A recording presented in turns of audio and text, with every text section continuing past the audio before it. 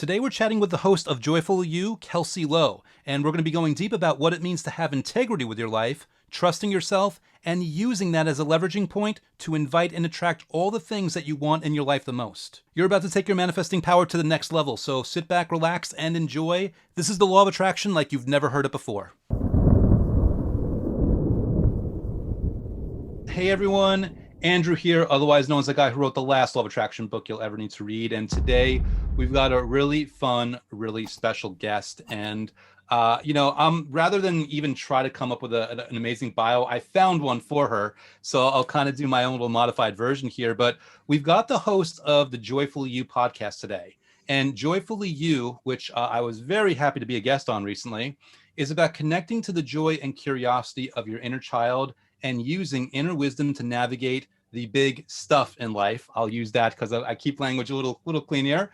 But they discuss emotional intelligence, connecting to your intuition, and choosing an empowered mindset. And Kelsey Low, who I have here today, she's traveled to over 30 countries, and many of them she traveled alone. And she discovered the freedom of trusting in intuition and curiosity to meet new people and find new opportunities by getting uncomfortable, which I'm also looking forward to discussing. She's currently a self-love and empowerment coach for women. She helps women achieve their goals with meditation and emotional alignment to their goals. And of course, the podcast goes over a lot of cool things: overcoming procrastination, overcoming stress, finding the tools within yourself to do so. And the intention of the podcast is to empower and inspire you to love and lead. So without any further ado, Kelsey Low, thank you so much for being here and welcome to my YouTube channel. Thank you so much. It's so nice to be here. Yeah, really pumped. Hoping I did you justice on my modified off-the-cuff version of your really cool bio that I read you there. And I love kind of like, the way you present things in the sense that, listen, we're not scared of discomfort, but we're also leaning towards our own intuition. So there's a trust in ourselves.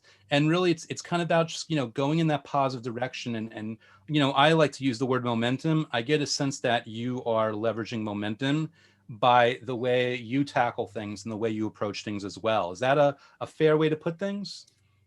Yeah, definitely. I mean, when we are able to start one thing, it feels more exciting to start another. And so I kind of have a philosophy around messy action because I joke that I'm a recovering people pleasing procrastinator, like all these things that I never really identified with because it was so much of who I was and how I operated and how I was learning to interact with the world, being a very sensitive human.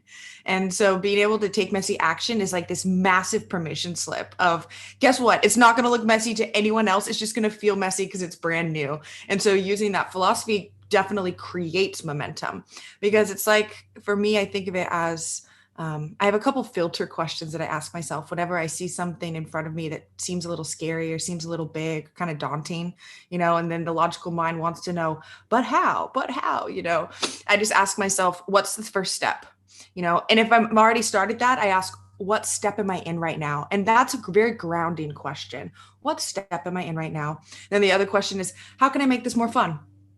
Because the moment I can start to make it more fun, I feel like, there's this like glue is dissolved and momentum can pick up. I love it. And obviously, you know this about me. I tackle the law of attraction from a very strategic sensibility with the understanding that, hey, let's account for human psychology. Let's account for the way we get in our own way. Let's be intelligent and strategic about this. So I love these questions because I think those lend themselves not only to life, but toward, going into a law of attraction method, for example, like how can I make this fun? A really important thing if you want to make sure that you're consistent with methods and things of that nature. And I love just also, you mentioned before being a people pleaser. And I think it's such a really weird fine line that many people find themselves walking where they stifle themselves and they hold themselves back. And it's not even a thing where you should be encouraged to be harmful to other people. It's just a thing where, oftentimes when people think about you is none of their business. Oftentimes they're not offended. They're not bothered by you. And oftentimes there's not anything that you're doing that's hurting anyone else. So there's no reason to come up with some kind of nonsense excuse to hold yourself down for some weird and ambiguous fear that you're going to be offending them. It doesn't go anywhere. I'm wondering, you're nodding as I say that. How's that landing for you? What are thoughts that are inspired within you as I say that to you? Things that come up for me is I had this desire to be friends and to show love for everyone that I met. So I had a distorted view that if I say no to someone, that I would be withholding something from them. And this desire to want to give, it was a distorted view of giving. But what over time, what I've learned is being able to withhold the feel bads by honoring my honesty. That's kind of like the way that I look at it. Honor my honesty. What's true for me? If the truth is I've already made plans, or the truth is I actually don't have the availability or the space to accommodate this person or to give to this person the way that I really do want to, I am benefiting both of us in the long run by saying no. Because if I'm honoring my honesty, then something better is going to open up for that person, even if it feels uncomfortable for me. Because if I am giving more than I have the capability to give, I'm dishonoring myself. I'm almost betraying myself, even in the micro and the macro ways that it shows up. And so I think that's something for me, is I had to learn that it's better off for everyone in the long run, because we prevent resentment and we also allow for the natural flow of things by honoring what's true for us individually. And I am a firm believer that when we honor the truth for ourselves, and sometimes that might mean letting someone else fall, because we want to, like, for me, I've always had this thing of like, I want to support and help and empower people. Like, I've created a whole career from it. But it's definitely, I'm going to say it only works when I am living in my truth and alignment of my own empowerment. And so when it feels like in micro moments or macro moments that in order to honor that, we have to let someone else fall, we get to trust that that's the moment that they learn how to rise on their own, instead of rising only because of the support of someone else. Not to say, and that's just like kind of a metaphorical example, not to say that we don't get to support and help people, but we get to do it from a place of integrity, not from, I don't want them to think differently about me, right? The moment that we start to worry about whether or not someone's going to judge us, we've put our own personal self-worth and power in other people's hands. And that's not a fun place to be. Gotcha. Now, obviously, you're talking about, being in your truth. So rather than project my version of your truth onto you, I'll just ask you, where, if anywhere, does the law of attraction come into play as you are, for lack of a better term, counseling people, or as you're guiding people, or as you're coaching or helping people? Where does that fit, if anywhere, into the equation? Well, in the beginning, when I started my business and I started this mission, to empower and inspire people to love and lead, that's like my personal mission statement. In the beginning, there were no clients. There was just a strong will and there was intention. And so I started using the law of attraction of imagining, like, how would I show up for my morning if I already had people that were counting on me today to show up for sessions? How would I show up to my day? How would I dress? How would I walk? How would I talk? And that initial visualization of learning manifestation was huge for me, because I realized, oh, wow, well, I'd be getting up at this time and I'd be going to work out because I know I need to have the headspace and the mental capacity to be able to support and take care of myself. And so it just was a huge whirlwind of changes that I realized if I did have what I wanted, I would be showing up differently to my day. I would be taking care of myself. And so a big part of it too is like the way I take care of myself and the way that I lead myself. When I am leading myself with like love and care and compassion, that's the only way that it works as well. I mean, not saying that it's black and white, it works, it doesn't. I think there's a lot of like shades of gray with certain things. But how am I supposed to empower and inspire other people if I'm not doing that for myself? So it's like attracts like, same thing with the law of attraction. And so definitely the way that I carry myself and the way that I visualize, how do I want the people that I work with to feel when they interact with me, and allowing myself to anchor in those emotions now prior to meeting them. That's great. I've obviously, I'm a huge proponent, and sometimes I'll explain it in this way of, when you're visualizing something or you're scripting or using gratitude, in one way, shape, or form, you're kind of sending out blueprints or instructions to the universe to have that handle it for you. And it sounds like your explanation is including another layer where you also have the opportunity, through your visualization, scripting, gratitude, or anything else, to provide yourself with blueprints and instructions that are going to guide you towards what you want to do. Because like you said, if you're going to have to work out at a certain time or wake up at a certain time when you've got that business that you want, why not say, all right, well, it's time to take the action now, not only because that is who that person is, but also strategically, maybe I want to make sure that that's also right for me. Maybe I want to make sure that if I'm actually doing it, this is resonates with who I am and my truth, and that it makes sense to wake up at 6 a.m. Or is it something where I hate working out now, and I think that I got to check out how it is when I work out at night instead and see if that works. Like really, literally going through this future pacing, but following through on those blueprints so that not only are you being more shored up in yourself, but that gives you a higher, stronger leveraging point for the blueprints that you then send to the universe so they can send you the right clients. And a lot of what I'm hearing from you is experimenting, seeing what works for me, what's in alignment for me, what feels good, what is supporting my highest good. Sometimes the things that support our highest good don't necessarily feel good because it can feel scary or uncomfortable, but it's still supporting our highest good. So yeah, definitely those experiments are important. And, for me as a woman, the things that I need vary throughout the month. The way that I structured my business and my productivity is with the cycles and the rhythms of my internal physical body, and so I'm very aware and on purpose with learning how to give myself compassion. And because naturally I'm a ambitious go-getter. That's who I am. And so I have to sometimes be like, you are doing a good job. You're allowed to relax. It's safe to relax into this moment. It's all good. This kind of desire to want to give more, create more, do more. And so some of the biggest things around law of attraction is learning how to sink into the feminine receptivity, the feminine energy of like, I'm allowed to receive without having it be an obvious, here's this for this. And so, yeah, that's something that really supports me as well, is learning how to relax and not in order to get something, but to truly feel safe, comfortable, confident that everything is happening and working out for me. Mm. It's interesting. I have a lot of conversations with a lot of entrepreneurs, a lot of which are women, and I've never heard any of them articulate that they strategically are moving in harmony with the cycles of their body in order to what I'm getting from you is not only maximize their results, but maximize the enjoyment and the harmony of their journey through and past those results.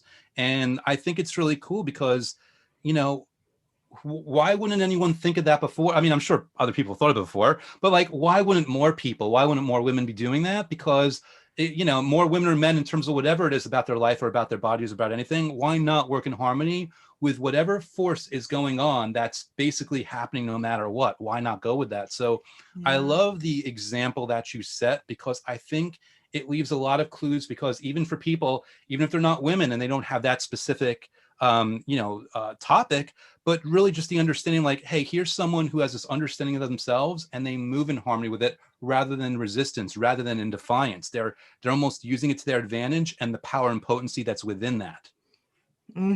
Definitely. Because especially as a woman, the brain functions differently throughout the different cycles of the brain or throughout the different cycles of my menstrual, or just internal cycles. And I think that it's still taboo. I mean, if we look at like a large scale, like really looking back and kind of getting philosophical, women are somewhat new to the working force. Entrepreneurship is somewhat new to how we work. And being able to talk about things and normalize topics that are very taboo still, because there's still a narrative of like, that's gross. Let's not make anyone uncomfortable and talk about that. But it's actually beautiful. It's the life force of it's a force of life, there's actually makes me laugh. There's a funny stand-up comedy. It's very crude.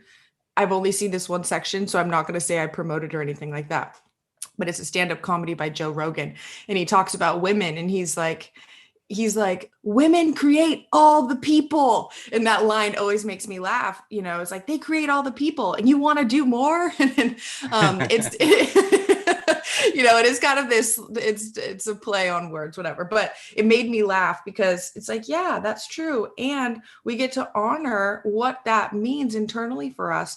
For example, when I am on my actual period, that's when my brain is the most analytical. That's when I look at the books of the money and the details of the structure to make sure it's working. That week after, that's when I'm the most creative. That's when I map out what I'm going to be creating that month as far as workshops or interviews and podcasts. And then for the 2 weeks after that, that's my go time. That's where I'm like, I know I'm going to work out in the mornings and do like HIIT classes, So there's ways to go with your flow.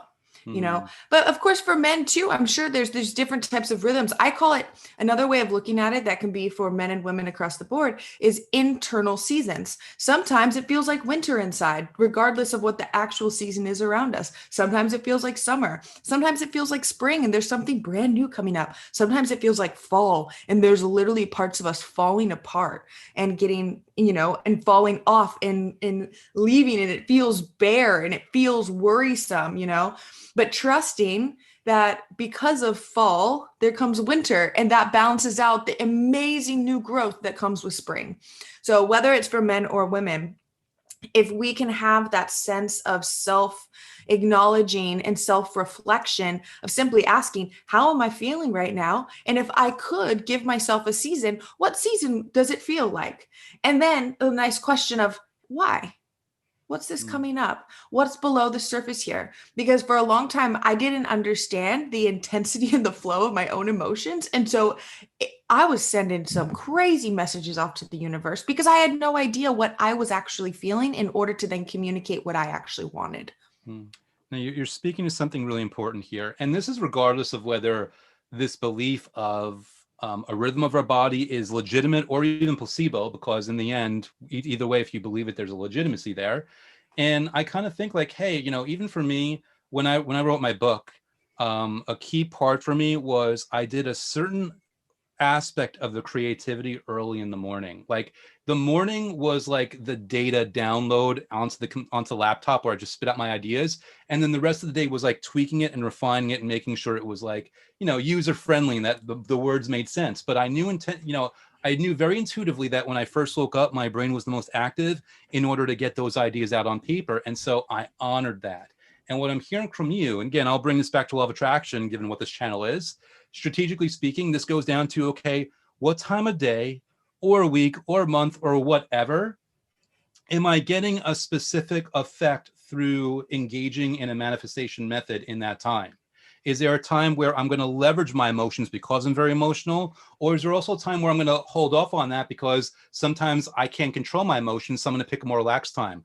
What is it about me that I can identify and that I can specify and understand and use that strategically in order to get the most out of manifesting methods, in order to get the most out of the time I spend, in order to get the most out of meditating or anything else? That's kind of like what I'm getting from you as you're describing and articulating this right now.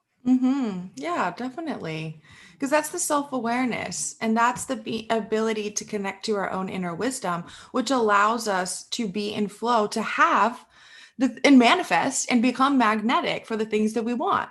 Because when we know how we can best operate and show up for ourselves and for our responsibilities, for our family, for our career, for all those other things that we're wanting to manifest and grow,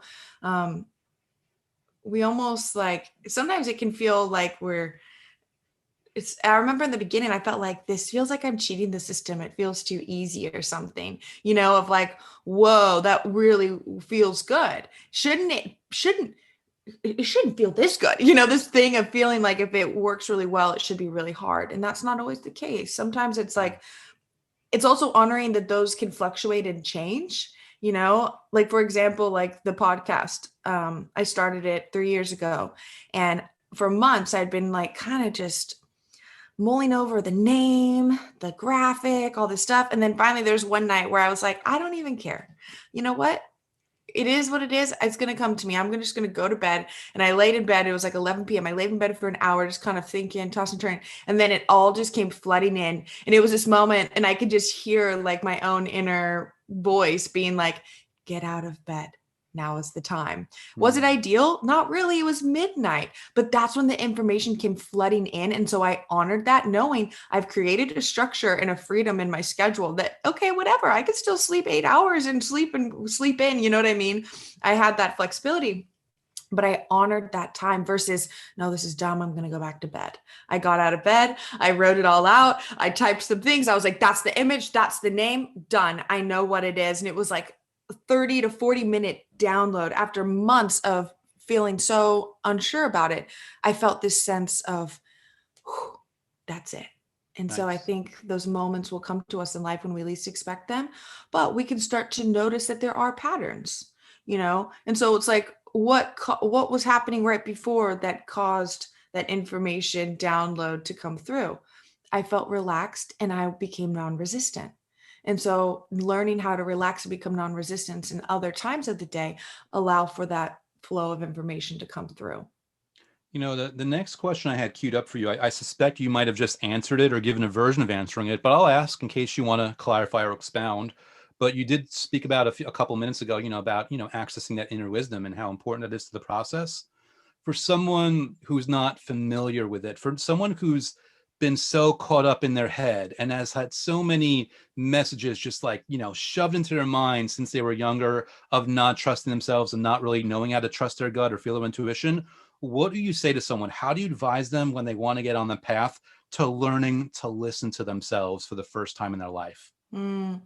Well, the process for me and the process that I teach my clients is going through processes of self forgiveness for those times that you didn't listen to yourself, or the times that you feel like you've committed to doing something and then you didn't follow through. And so then there's a lack of trust. Is, well, there needs to be a solid foundation of trust. And if there isn't, we got to start where you're at. And so if you're at a place of like, well, I don't really trust myself, my next question will be, why? What were some of the experiences? What were some of the stories? And this can be between you and your journal. I have so many journals. I'm a huge fan of journaling. I know scripting, that's a big part of the book, which I'm obsessed with and I love it.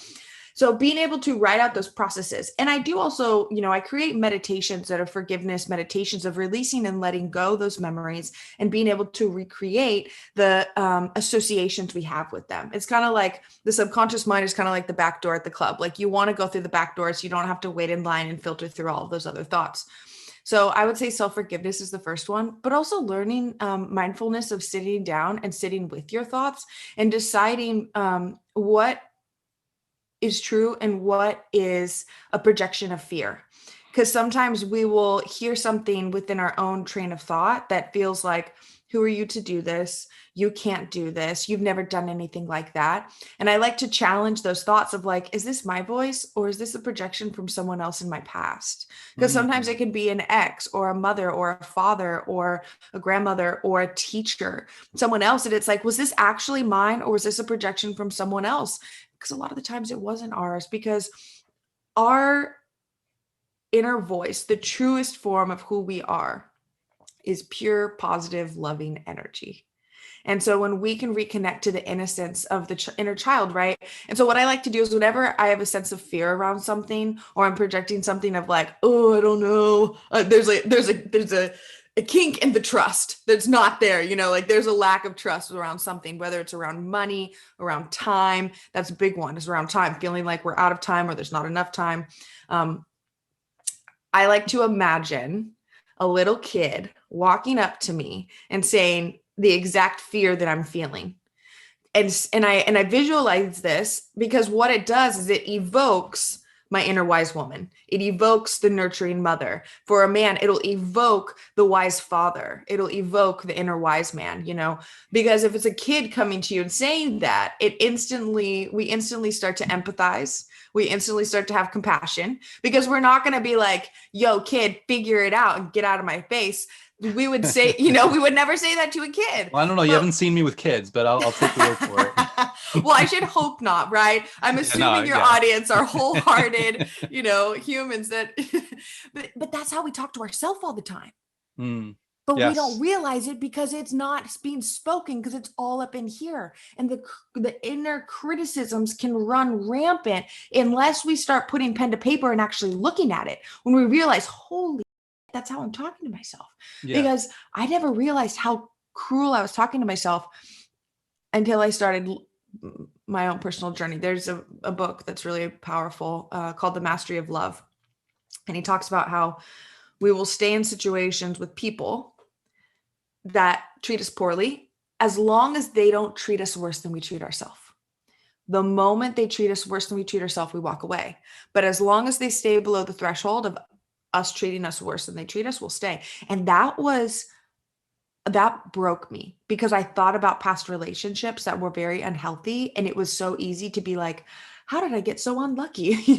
How did that happen? And learning how to take 100% responsibility of like, wow, my self-loathing or my self-criticism or my inability to stand in my own power attracted someone that felt the same way towards me and also felt the same way about themselves. And I couldn't see that then.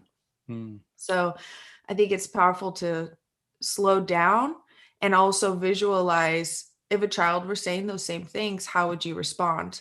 It's the same thing how people say, how would you talk to your best friend? Talk to yourself like you would your best friend. And that's fine. But if you're all up in your head and you're all stressed out, it's like, well, I don't know. It's like learning how to slow down. And I imagine taking an elevator from my head down to my heart and slowing it down.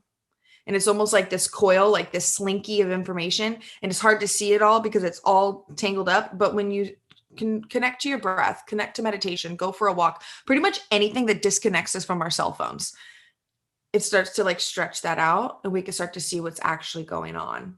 Yeah. It's so funny. As you say that, my brain always like finds fun new methods to do. And as you talk about the slinky, I visualized like a ball of yarn being all tangled. And now it's like I have this thing, okay, strategically take that thing that you're visualizing as your resistance, image it as a tangled ball of yarn, and image the yarn untangling. So I might have to do something around that. But one other thing that I want to talk about here is like, you're talking about like you'd never say that to a kid, and I'm using the term inner guardian. You were accessing your inner guardian. And we almost had we had a little chuckle, like was like, well, you haven't seen me. Like, of course, I wouldn't say something mean like that to a child. You wouldn't. But like you said before, we are that way to ourselves. We are so unforgiving. We are so I don't even have the right word, but we're I don't think cruel is the right word, but we're certainly we're not very emotionally intelligent when it comes to how we treat ourselves oftentimes. And it's not like a thing that we want to do. We don't see it. We don't realize that we're doing it. So I think that's a wonderful tactic and wonderful strategy of imagining the child as coming to you. And I almost like for me, I would take it a step further and imagine me as the child, like a child version of me doing it, because it'll help me hopefully be a little bit more caring and patient and forgiving with myself. Speaking of which, you talked about forgiveness, you talked about trust. What I get from this is I'm hearing integrity, which goes full circle to, honoring your truth. When you're Mm-hmm. being with integrity within your life, you're honoring yourself, you're honoring your truth, you're honoring your inner child, whether you're visualizing that inner child or not. You're, whatever it might be, you're putting yourself strategically and very intentionally and very potently and powerfully in a place where you're in your corner all of a sudden. To me, which is big because now you're sending out that vibration, which is reinforcing the vibration of the universe being in your corner, which then yields results, which then reminds you of it being in your corner, which helps you be more in your corner, which makes the universe more in your corner. You're in your corner, the universe. It's like an upward snowball. That's what I'm getting out of your answer. As I'm saying that, like what thoughts or what ideas are popping in response to that? Well, I love how you kind of brought it full circle with the momentum of all of that, and it is ideal to imagine our own self, our little child of who we are, not just any child, but imagining our own version of ourself, the inner child within. Um, and, if it feels difficult to do that, there's a lot of meditations that allow it and make it be easier because don't be surprised if your heart cracks open, you start crying for no reason, or not for no reason, but the logical mind wants to understand it. And I think a big part of connecting to our inner wisdom. Oh, and something that you said about your inner guardian. There's a very specific moment in Mexico that I did this like healing circle, and I just remember it was this specific moment of my inner bully becoming my inner bodyguard. And Mm, that this part of me felt wounded and defensive and not good enough, but also kind of deflated, and then learning how to see that part of me that felt that way and send love that way, and being able to go through process of forgiveness. And forgiveness is really interesting thing because it shows up in every religion as the pathway to freedom. So why wouldn't it, being outside of religion in our own spirituality, be also the pathway to our own freedom? Learning how to forgive ourselves, not asking for forgiveness from an outside entity, but asking for forgiveness from ourselves to ourselves, with ourselves. Because we have so many past memories of ourselves, we have so many past versions of ourselves. We're constantly evolving and changing and learning new things and becoming and unbecoming, right? And so if we can learn how to forgive ourselves, and there's practices, there's a Hawaiian forgiveness practice called Ho'oponopono, and it's a prayer of thank you, I forgive you, will you forgive me? Well, it's thank you, I love you, I forgive you, will you forgive me? Oh, And it's a I've beautiful heard a different practice. version, by the way. Oh, really? Like I've heard I'm sorry in there. Forgive Mm-hmm. me. I love you. Thank you. I might be getting the Mm-hmm. order of it wrong, but that's interesting. There's different even versions of it that are out there right now. Yeah, there was a practitioner that I learned a lot of different things from around meditation, and he's the one that added. And now I'm saying this, I'm remembering it's not in the traditional Ho'oponopono prayer. He added, "Will you forgive me?" Because he said that's where the self love and empowerment can come from, because we can honor the role that we played, even if the role we played was staying silent. And so even using that prayer with the mirror, looking in the mirror, I like to like have hand on the heart, other hand over the belly, and like choosing an eye, because when you're looking at yourself in the mirror, you're going to feel silly if you've never done mirror work, because it's going to feel like, what the heck am I doing? I've really lost it or something, but when you think about well, actually you stop thinking about it and you just let yourself repeat that prayer, looking yourself, and allow yourself to connect with who you see in the mirror.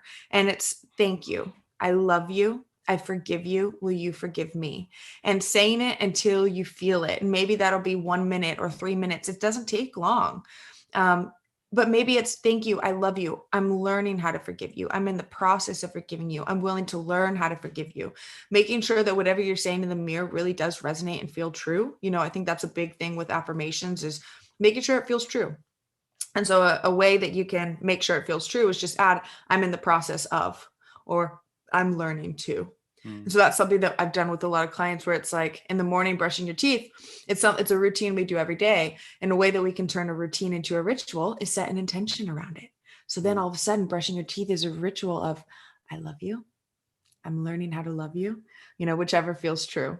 I love you and I got your back and I'm proud of you and we got this and this is going to be a great day and I love you. Hyping yourself up in the mirror, especially if you've ever struggled with self-trust and self-love, because I know that I have, and that's something that's big, because then you can look at yourself and be like, oh, hey, it's this not this disassociative, just like glance and not look, and then you're just staring at your body, things you don't like, or all of a sudden you start thinking about things that, being very intentional about that time, quote unquote, with yourself while you're doing anything in front of the mirror.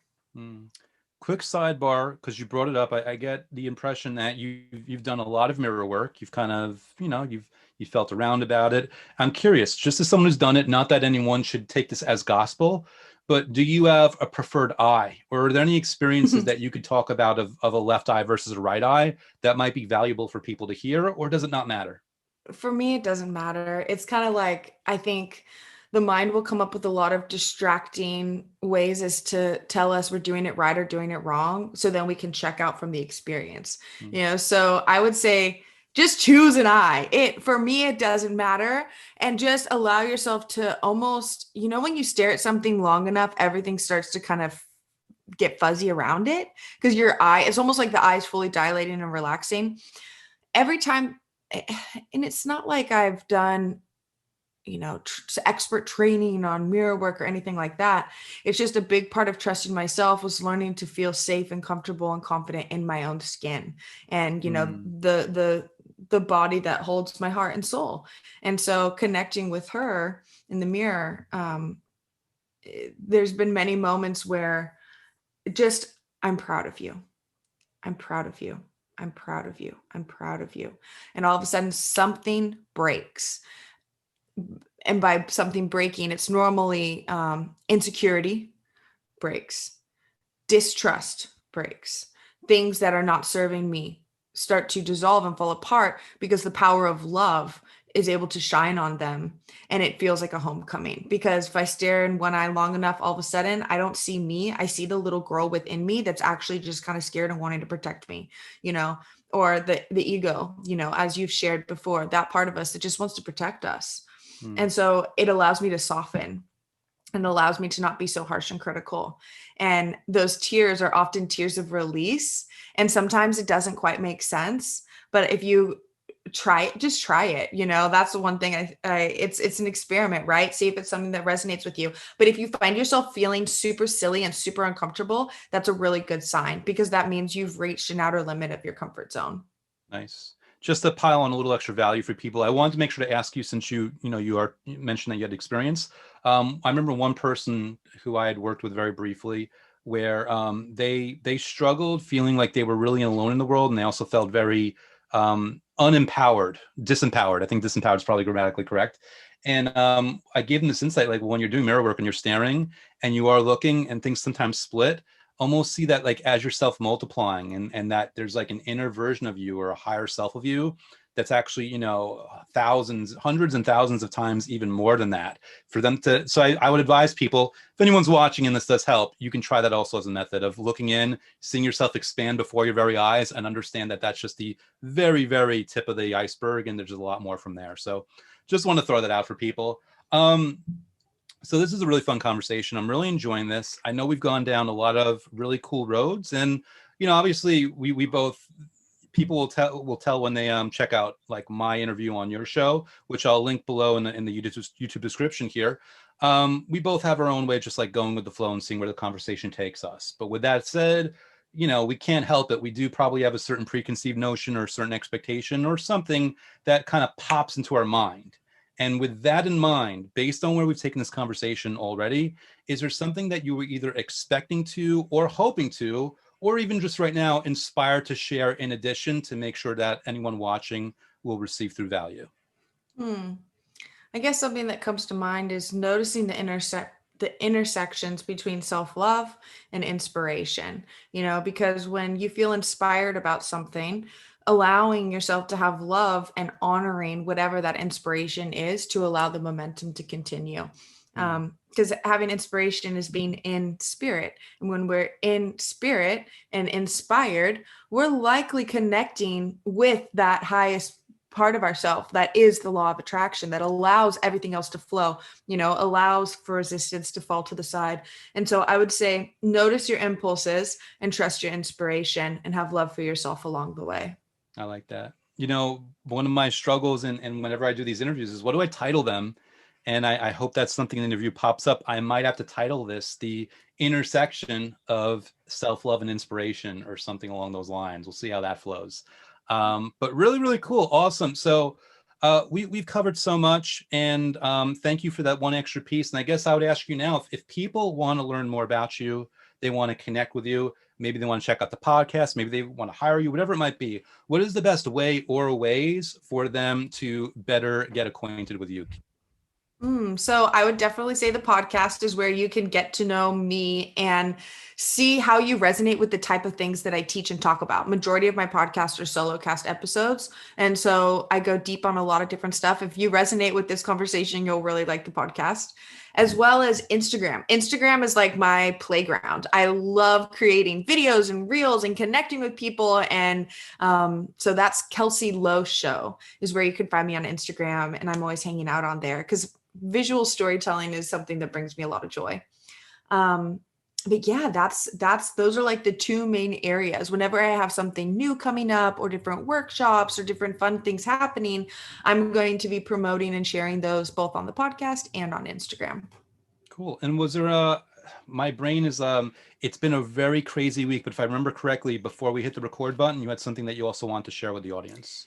Yes, I do have a free intention setting journal prompt. And so I have different philosophies and things that really help um, silence the chatter and the noise and the overthinking that can happen and ground us into our intention. And when we can have intention for the day, we can feel on purpose and we can cultivate peace. And so I have a little guidebook of how to create morning intentions.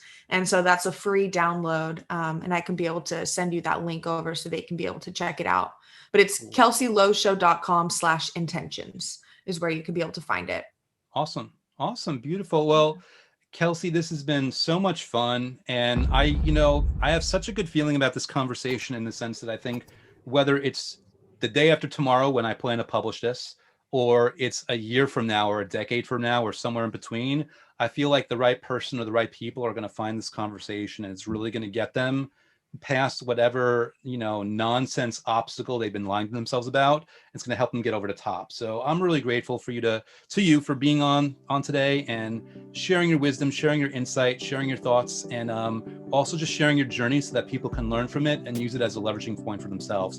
Thank you so much for being on today. I truly appreciate you. Thank you too, Andrew. This has been so much fun, and I'm so grateful to be able to share this space with you. And thank you for having me.